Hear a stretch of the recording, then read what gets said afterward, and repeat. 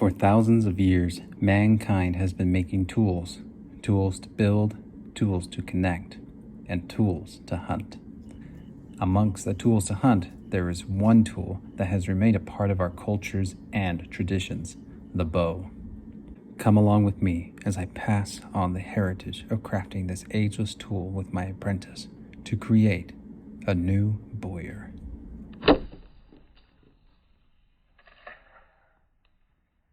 Hi, I'm Daniel. And I'm Hunter. Come along with us as we make this traditional longbow.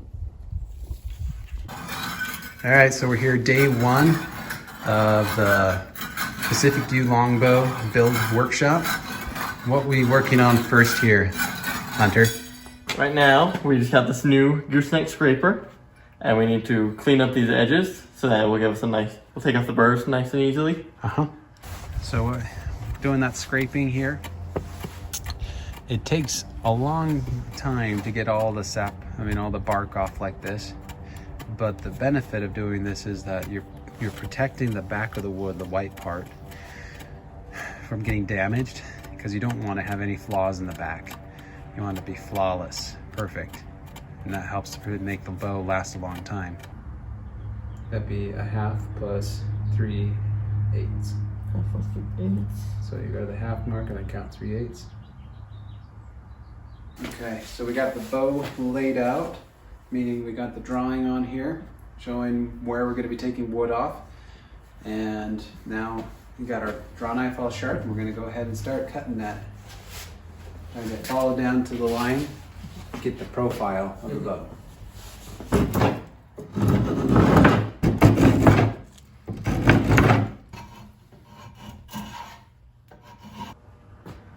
We got the bow profiled, and now we're starting to taper it down, make it look more like a bow and instead of a stick. We got one limb started and got to work on the other limb, and I think that'll be enough for day one right there. Up through there, and I was running into a couple little things there, like especially there, it wasn't coming off very smoothly. So I used the rasp? Yeah, I was using the rasp a lot, but okay. I didn't want to take too much of it off without asking you. I got this nice little thing there that so it's just kind of chipping a little bit. I think that's a big problem. I was having a lot of chipping. Okay. Even just like little ones like right there. Okay. Well, your side down here looks better. Yeah, well that's the side we did. Yeah. Okay. All right. Well, let's see about getting to work. Let's start with the other side and put it in the clamp there. So look at where your center of your rings are, right here. And you're going to the side of them here. Yeah. And that side, like the side of them, seems to like to chip out a lot on you. All right. So we got our general profile all cut out. The shape of it, well rounded. Okay. Now the next thing we need to do is take a look. Because of the way the bow is, we're not centered whatsoever. So we kind of look at it right here. We can see that that bottom end is pretty straight compared to this top end. This top end is whipped way over. So what we'll need to do is steam bend this limb. Like this, right? Yep. So, one there. Another one there. Yeah. And then you can look down the bow. From that side, you want to look down and see how that looks down the center. We're gonna give it a week to make sure it actually sets correctly like we want it to. All right, so what are we working on here? Right now we're working on the tiller of the bow. Yeah, make sure everything is pulling evenly throughout the entire stave. Yeah. So this is the art of any bow making. You have to get it to bend evenly, or else it's not really a bow, it's just a stick. Okay, so we got our scale set up on there. And what's the purpose of this scale? The scale is so we can see what weight we're pulling on the bow, because we don't want to go over our maximum draw. Where else is it not moving? I think it's gonna be in here throughout on both ends. Yeah. You can also see from this angle just how much thicker that wood is. Yeah. And so we need to pull it off and take some wood down there.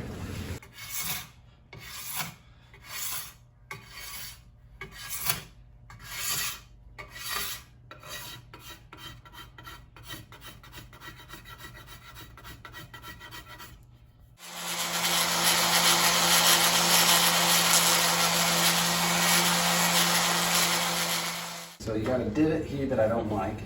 We have it kind of going this way. We want it to go this way. So we'll need to take the edge here and straighten it out.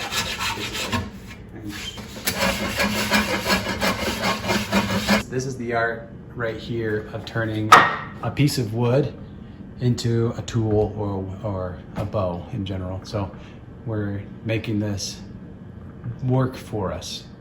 We just have to make it bend evenly on both sides. 30.31 pounds. Okay, so we'll take it down, take a little bit of wood off, put it back up, and we'll do this process as long as it takes to get to the draw weight that we want. It has the imitation of a bow, yes. We finally reached that point. This is an exciting part. Yeah. It's the hardest part of making a bow, but it's exciting. All right, here's it with a little bit tighter of a string. So we got a low brace. So explain what a low brace is. A typical brace is normally about the span, you know, finger and the thumb. Yeah, about 6 to 7 inches. We're about 6-inch brace. We're gonna check it out. We took some wood off of the left limb. It's still a little bit stiffer, but overall I think it's bending pretty good. All right, so now we're at a step where we need to take this solid piece of water buffalo horn, and we're gonna turn it into 2 horn knocks. So a lot of this is gonna be hand carving the horn in order to meet these. We're gonna have a top one and a bottom one that we're making out of this one guy. It's a lot of material here, so we should be able to do it just fine. You feel confident in doing this? Yeah, I think so. Okay. All right.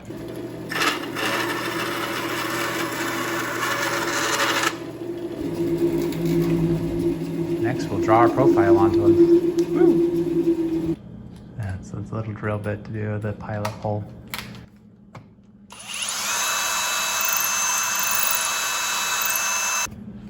Okay, now we got our stepped drill bit.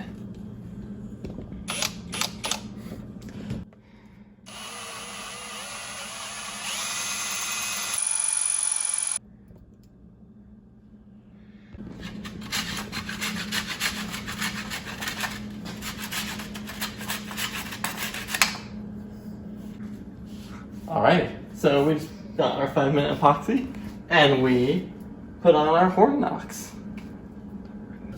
We put on a strike plate. Why do you need a strike plate? Because every time you shoot, you're gonna have an arrow slapping into your bow. So that's there just to protect it. Yes. So don't scuff it up. So yew wood is notorious for being a soft wood and dense when you look at it, or gets a scratch when you look at it wrong. So you put something like that on to help protect the wood over time when you're shooting arrows on it. So it'll be awesome. It's coming together. All right, here we are with day number 6. Let's explain where we are here with our bow. All right. So last time we finished up by gluing the strike plate on. So today we're going to shape that, sand that down. And we also got our horn knocks on. Yep, So we're going to be shaping those up. Uh-huh. And then finishing our tiller. And it's already looking like a bow. And the reason why we do it this partway through tillering is we got to get the real string that we're going to use on it.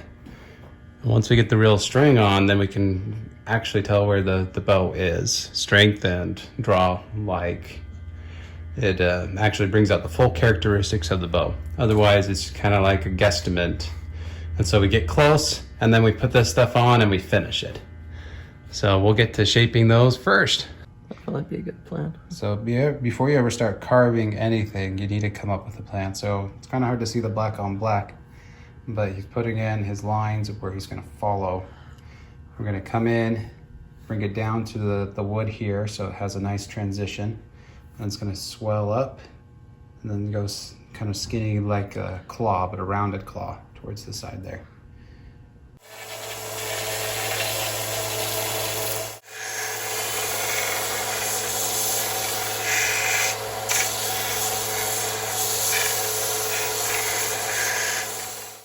That segment at the beginning of our right hand limb is still very thick, and I think we can move that down a lot. Yeah, it's a little stiff. All right, let's see where we are, about 20 inches. 43. Okay. 7 more inches to take off wood. Looks like our bend's a lot better though. It sure is. All right, again down to 26. Okay.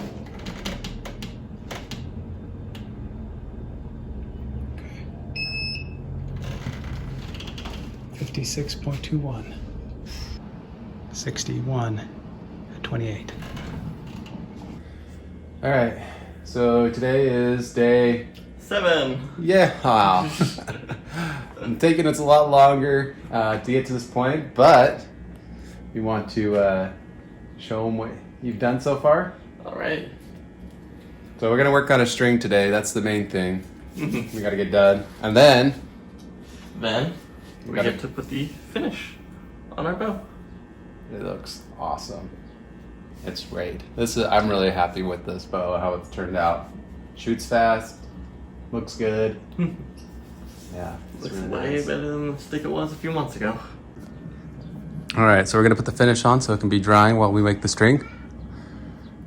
So we're gonna be using teak oil, which I find to be very awesome. It's a rub-on oil and it penetrates even the most oily woods, which this one is not an oily wood, but it just penetrates and leaves a very nice finish. One thing I love about finish is it just brings out the natural beauty of the wood. I got darker than the knot. Okay, we're gonna make a linen string. So we're gonna use our Flemish twist jig here. Why don't you show them which way it goes, going around here. Down there, then up here. And then you go down to the length from knock to knock, which is an important measurement. And we got 70. 70 knock to knock. So we come back up over here. Yep. Bring it around. And you want to keep these all as low as you can. Yep. Okay, so we got our 2 strands. They're sticking together nicely. Then I'm gonna twist away from myself and flick up. Yep. And you want to make sure it's nice and tight. Pinch right at the point where they connect. There you go. Now we'll take a little bit more wax. We'll hold this one apart for you and wax them together. So wax. There you go. So you got a nice braid in here. Thing is, now that you got it all wrapped into itself, you want to give it a nice solid pull to help slide everything in together. There you go. This is pretty strong stuff. Yeah. There you go. Right. So that helps set the loop. So it's nice and sturdy. And it won't untwist on you. Now we do it the same to the other side. Okay, how's it look? We got our linen string on and our U-bow. I think we're looking pretty good. Yeah. So what would you say you enjoyed most about this project? Honestly, just sitting in the shop, shaving it. Yeah? Just the mindless work of that was really fun. All right. Why did you want to learn to make a bow? Growing up in books and movies, the coolest character is always the one with the bow. And then I found out, hey, you can make one of those. I hopped on it. All right, so now that you've made a bow from a stave, do you feel confident that you can make a bow again? Give me the stave in the shop and I'll show you. If you were to do this project over again, what would you do differently? Probably would pick one of the other staves. This one sucked. It was a really tough stave. But are you glad you got this? Overall, I'm glad I did. It's, with all the issues it gave us, it came out very unique. And it's pretty in its own special way. No So one I guess like I'm it. glad I did pick this one. Yeah, you learned a lot. Mm-hmm. I learned a lot. It's good. This project was funded by the Utah Arts Council. Thank you for watching, and hope to see you guys next time.